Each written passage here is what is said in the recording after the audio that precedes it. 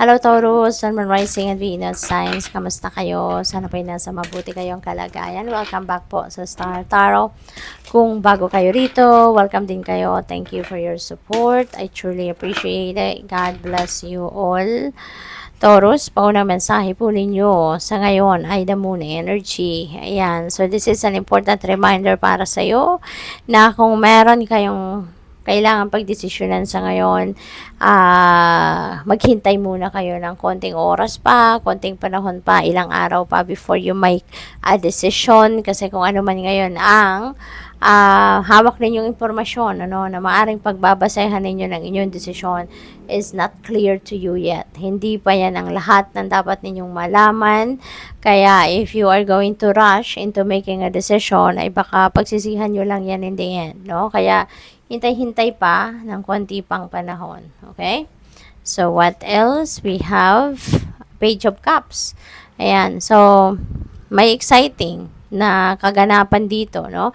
Baka merong imbitasyon ng party, baka meron kayong pupuntahan, merong invitation dito siguro for job interview, kung meron kayong in-applyan, baka matawagan na kayo, may job offer na, pwedeng ganon, or baka could be related to love life if you are still single, no? Baka meron dito makikilala kayo na potential ninyo na maging jowa, no? We have the Fool, ayan, so meron sisimulang bagong chapter, no? Si Taurus, maaring magsisimula kayo dito ng mga bagong kaganapan sa buhay na totally new for you. Hindi ito yung kadalasang ginagawa ninyo. Hindi ito yung kadalasang pinagfo-focusan ninyo, no, ng inyong attention. This could be something na totally new for you. Hindi pa ito yung nakasanayan ninyo. Yung ganon, no? So, pwedeng kaya kayo magte-take a leap of faith because this is an adventure para sa'yo. You know? Hindi pa kayo nakagawa nito dati. Hindi pa ninyo napasok dati. This is totally brand new. Kaya nagtitiwala kayo sa sarili ninyo, nagtitiwala kayo sa Divine Universe na maging successful kayo dito. Nagtitiwala kayo sa Divine Plan, no? So, good luck sa'yo. Justice, you are getting what you deserve. Kung anong para sa'yo, yun ang makukuha ninyo, no? And karma also is at play sa ngayon. Kaya, kung ano yung good deeds, no? Kasi we're talking about good karma rito. Kung ano yung good deeds that you have done in the past, no? Maganda kasi yun din ang ibabalik sa inyo ngayon ng Divine Universe. Things are also going to be back in order. Kaya magiging maayos din ang lahat. Na lahat ay, kumbaga magsisimula kayo na square one, pero at least, no, magiging maayos na ang lahat, no? So, pagdating sa pera, easy does it, slow and steady wins the race. Ayan. So, ito yung peg ninyo pagdating sa inyong money, career, and finances. Hindi kayo nagra-rush, hindi kayo nagmamadali. Kasi, na kayo, natuto na kayo. You are wiser now, you are smarter now. Hindi na kayo yung nagmamadali, nagra-rush. Hindi na kayo yung basta-bastang nagdedesisyon, no? Talagang you're taking time to think, you're taking time to analyze things, no?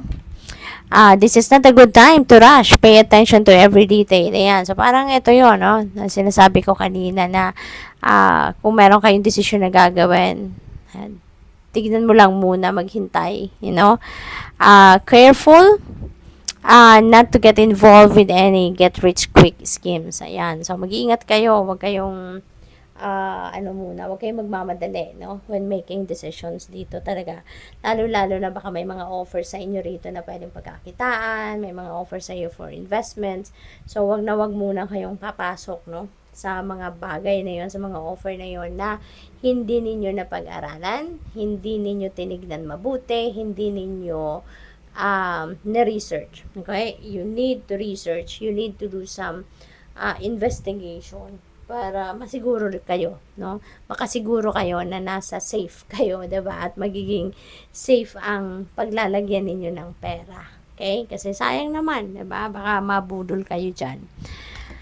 We have activation. Ayan, you are activating your soul purpose and receiving gifts.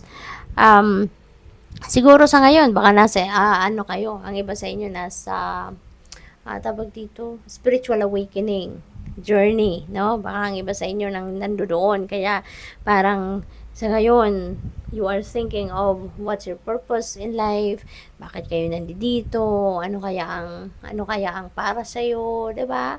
Ano kaya yung path na dapat ninyong tahakin sa ngayon? Baka your soul is kumbaga is awaken, 'di ba? At hinahanap ninyo ngayon yung purpose in life ninyo. Hinahanap ninyo ngayon kung ano yung mission ninyo sa buhay, no? So what else? We have peacemaker. Ayan, si Taurus.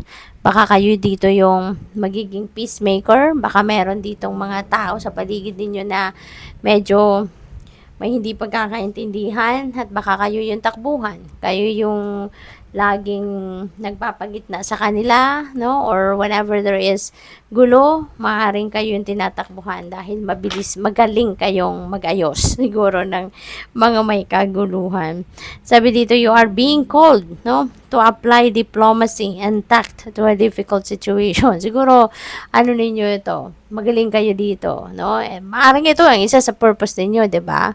Na tagapag-ayos kayo ng mga gulo, tagapag patch up kayo ng mga away. Sabi dito, consider politics, negotiations, unions, contracts, or any peacemaking careers. Ayan, so baka yun yung linya talaga ninyo ngayon, ano, expertise. Approach situations with a win-win attitude when making business deals. Ayan. So, siguro, magaling kayo negosyante din, no, Taurus. Kaya magaling din kayong mag-transaction, magaling kayong mag-negotiate, no. Kaya magiging magaling talaga kayo na peacemaker kasi marunong kayong mag-negotiate. We have laborer. Your hard work will be rewarded soon, so keep at it. Ayan. So, construction, maintenance, painting, or any kind of labor work. Don't be afraid of hard work. What lasts won't come easy. Oh, that's very true. So, siguro napakasipag din kayo, no? Napakasipag din ninyo. Siguro kahit anong klaseng trabaho kaya ninyo, kahit mahirap, kahit physically demanding, it doesn't matter to you. Ang mahalaga lang siguro sa inyo, mapapagkakitaan ito at ito ay trabahong marangal. It doesn't matter kung ano to, 'di ba? Whether it's skilled or white collar job, it doesn't matter to you, no? Ang mahalaga, marangal ang trabaho ninyo. So, tingnan natin kung ano pa ang mga mensahe para sa iyo. Pagdating sa love life, tingnan natin kung anong masasabi ng universe sa iyo. True love. Wow. So, siguro ngayon, baka you are going to encounter your true love kung single pa kayo, no? Baka ngayon makikilala nyo na yung true love ninyo. Baka sa taong makikilala ninyo ngayon, baka you are going to feel that instant, pure, honest love connection, no? Or pwedeng, kung sino man ngayon ang karelasyon ninyo, no? Lalo-lalo kung hindi pa kayo mag-asawa, no? Hindi pa kayo, kunyari, may jowa lang kayo. Baka ngayon, no, ma-figure out nyo na, ito na yung Mr. Right ko, or ito na yung Miss Right ko. Ito na yung para sa akin, no? We have Ice King, a Queen. Ayan, so siguro ang iba din sa inyo dito. Pwedeng kayo to, pwede naman na hindi, no? Pwedeng kayo ay isang mother na, maaaring ikaw ay isang single mother, or baka ikaw ay isang divorcee, yung ganon, ano? So, pwedeng ganon. Or, maybe, kung hindi man kayo to, baka you are going to be dealing with this kind of person. So, baka ito yung may encounter ninyo, baka ito yung inyong true love. 'Di ba? Baka siya na, ngayon na siya ay single na, 'di ba? Baka siya ang makikilala ng iba sa inyo rito at baka siya ang magiging true love mo. Pwedeng ganon. Or pwede rin naman na hindi, 'di ba? But maybe for some of you, you're going to be dealing with the Ice Queen, no? Work, baka makilala mo to sa trabaho. Baka yung true love mo, makilala mo sa trabaho, no? Pwedeng ganon. Or pwede rin naman na ang iba sa inyo will be focusing on work rather than love life. Diba? Siguro mas bibigyan ninyo ngayon ng, mas matimbang sa inyo sa ngayon, na bigyan ninyo ng mas maraming panahon or oras, yung profession ninyo, yung trabaho ninyo, no? Over love life. What else? We have freedom. Ayan.